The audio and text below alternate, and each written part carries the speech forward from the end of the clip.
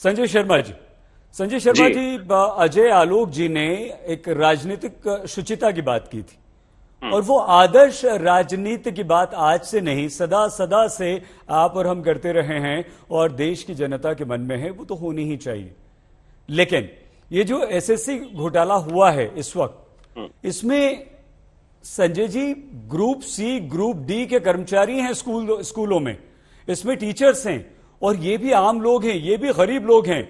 और फिर से वो जयंतो दा की बात की एक परसेप्शन, जब नोटों का ढेर हम देखते हैं, नोटों का पहाड़ देखते हैं, तो फिर देश के आम इंसान को ये लगता है कि हमारे पास सैकड़ों रुपया, हजारों रुपया नहीं है, लाखों रुपया बहुत दूर की बात, करोड़ों तो सपने में भी हम नहीं सोचते हैं। ताउम्र आपको लगता है ईमानदारी से संजय जी कि इससे आपकी सरकार ममता बनर्जी की छवि को नुकसान पहुंचा है?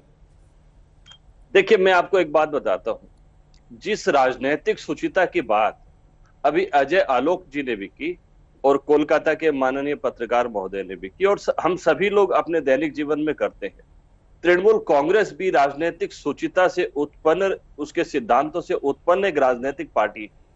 भ्रष्टाचार से हमारा कोई लेना देना किसी प्रकार का नहीं रहा है और ये एक प्रकरण उपलब्ध हो गया, सामने आ गया है। और इसमें भी मैं आपके सामने कह दूं, पिछले 2 महीनों से पार्थो चट्टोपाध्याय जी से विभिन्न कोर्ट का एक फैसला था, सीबीआई इंक्वायरी होगी, ईडी ने भी पूछताछ के लिए बुलवाया था, ऐसी काफी सारी पूछताछ वगैरह इनसे हुई थी। हमने महाराष्ट्र में हमने क्या देखा, कुछ लोगों को जिनको ईडी पूछ लेती है, ईडी बुला लेती है, वो बाद में बीजेपी में चले जाते हैं, वो ठीक हो जाते हैं। यहां भी कहीं ऐसी तो कोई बात नहीं है कि आप बीजेपी में आ जाइए आप ठीक हो जाएंगे, ऐसी। और भारतीय जनता पार्टी अपने राजनीतिक विरोधियों के प्रति दुर्भिसंधिमूलक षड्यंत्रों को करने में महारत हासिल रखने वाली पार्टी है। हमें इस बात को भी हम नजरअंदाज नहीं कर सकते। लेकिन यह तय मानिए और यह निश्चित है कि तृणमूल कांग्रेस किसी भी प्रकार के भ्रष्टाचार के कामों से बहुत दूर रहती है और भ्रष्टाचार करने वालों के खिलाफ कड़ी कार्रवाई करने को हमेशा तत्पर रहती है। हम भी स्थिति पर नजर रखे हुए हैं, न्यायालय का जो भी उचित फैसला आएगा और जब ये हो जाएगा कि नहीं, इसमें जो बातें ईडी कह रही है वो बातें सब सही है, हम उचित निर्णय लेंगे। हम किसी भी प्रकार के भ्रष्टाचार से कभी किसी भी प्रकार का समझौता करने वाले लोग कतई नहीं है। ठीक है, दिलीप घोष जी, दिलीप जी, दो बातें। एक बार फिर से अजय आलोक जी की बात आपको याद दिलाते हुए कि अर्पिता जो है वो तो पैसे रखने का उनके घर को इस्तेमाल कर लिया गया, असली लोग तो कुछ और हैं, बड़ी मछलियां तो कुछ और हैं। और लॉकेट चटर्जी आपकी एक और नेता कहती हैं कि ये जो मंत्री हैं पार्था चटर्जी वो तो छोटे हैं, असली कोई और है। अंसारी जी, मैं एक बात आपके माध्यम से दिलीप दा से पूछना चाहूंगा। पूछ लीजिए, चलिए, क्योंकि दिलीप दा का ही नंबर है। हाँ, अभी कुछ महीनों पहले भाजपा के एक नेता, पूर्व राज्यपाल भी हैं, उन्होंने ट्वीट करके कहा था कि बंगाल भाजपा कामिनी और कंचन के किनारे बैठी हुई है। बंगाली में उन्होंने ट्वीट किया था। उस ट्वीट का कोई संज्ञान क्या भारतीय जनता पार्टी ने कभी लिया था, या उस समय कोई एजेंसी ने स्वतः संज्ञान लेकर कोई मामला किया था, या इस पर उनकी क्या राय है, जरा बताएं। ठीक है। और दिलीप जी जो सवाल हम आपसे पूछना चाह रहे थे, क्या आपको लगता है कि ये अर्पिता से आगे का मामला है?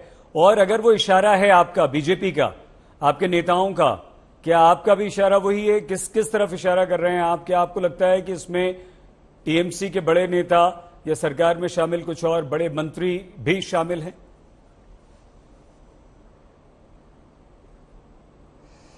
नहीं, देखिए, ये पहली बार नहीं है। मैं सबका थोड़ा थोड़ा उत्तर देता हूं। 1-2 सप्ताह पहले घटना आई थी, आपको मालूम होगा, पता नहीं नेशनल टीवी में आया कि नहीं। एक उनका जिला प्रेसिडेंट है बीरभूम का, बहुत दबंग है। वो बोलते हैं पुलिस को बम मारो, और वहां कोल, गाय तस्करी, पत्थर, बालू, जितना भी रिसोर्स है सबका मालिक वो है। कितना राइस मिल है किसी को मालूम नहीं है। उनको कई बार पूछताछ हुई तो हॉस्पिटल चले गए, तो उनका जो अंगरक्षक था पुलिस कांस्टेबल, उसका पूछताछ हुई, उससे 150 करोड़ का प्रॉपर्टी मिली।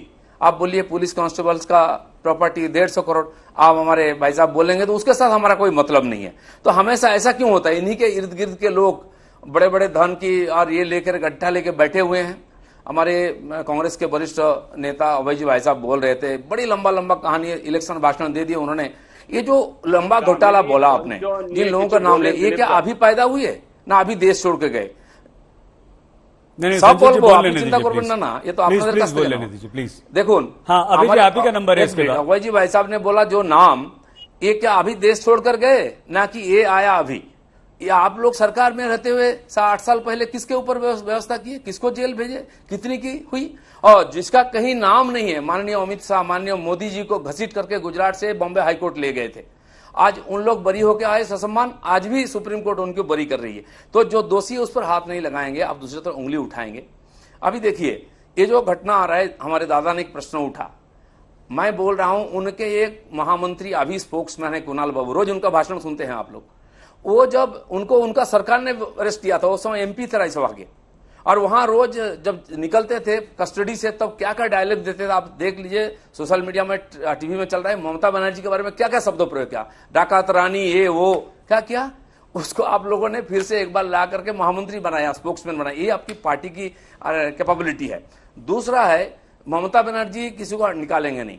मैंने कुणाल बाबू का बोला, वो एमपी रहते समय जेल में रहे साल से ज्यादा, 2 साल 3 साल, अभी भी पार्टी में है। उनका मदन मित्र है, उन्होंने उनको अरेस्ट किया था, मंत्री था, वो रिजाइन नहीं किया, 1-1.5 साल जेल में थे। अभी 4-3 मंत्री को जब उठा के ले गया इलेक्शन के बाद, सीबीआई ने, ममता बनर्जी खुद धरना देने गई निजाम पैलेस हेड ऑफिस में, जहां पूछताछ हो रही थी, और हजारों लोगों को इकट्ठा करके ईटा पत्थर मारे। इसके पहले जो 3 एमपी को ले गए थे शारदा केस में, वहां कटक में, भुवनेश्वर में, ममता बनर्जी के सारे मंत्री मॉब को नेतृत्व देकर मेरे घर में पथराव किए, तोड़े, हमारे सारे ऑफिस का ऊपर अटैक किए। तो वो मानने वाले नहीं है। परसों भी उन्होंने आंख दिखा रहे थे कि देख लेंगे, कर लेंगे। आज थोड़ा सा नरम पड़े, क्योंकि इतनी बड़ी गट्टा मिल गया तो कैसे मना करेंगे। आप बोल रहे हैं उससे कन्नी काट रहे हैं, ऐसा नहीं होता है। पब्लिक इतना बेवकूफ नहीं। मेरे ऊपर जितना कोर्ट है बंगाल में, सब जगह केस है। मैं एक पैसा कहीं से नहीं लिया, एक थप्पड़ मारा, बोलिए, पब्लिक बोलेगा। और हमारे 42,000 केसेस 2-3 लाख लोगों का ऊपर है। क्यों? हम इसका विरोध करते आए हैं पिछले कई साल से, इसका परिणाम है। और जो अच्छे लड़के पास किए हुए हैं वो रास्ता में 5 साल से धरना दे रहे हैं, क्योंकि उनका नौकरी नहीं हुआ, पास किया हुआ। जिसका नाम आपने उल्लेख किया और वो अपने दादा ने उल्लेख किया, जिसका कहीं लिस्ट में नाम नहीं था, उनका पिताजी फॉरवर्ड ब्लॉक के एमएलए थे, जैसे कि टीएमसी ज्वाइन किया, उसका 1 नंबर में नाम आ गया। चलो, कोर्ट ने उसका नकार दिया, विथ इंटरेस्ट सारा पैसा वसूली भी किया है। ऐसा कितना लिस्ट पार्थिव घर का मिला है, उसका सारा छानबीन होगा और इनकी सारी जवाब का उत्तर मिल जाएगा। दादा दिलीप जी, बहुत धन्यवाद।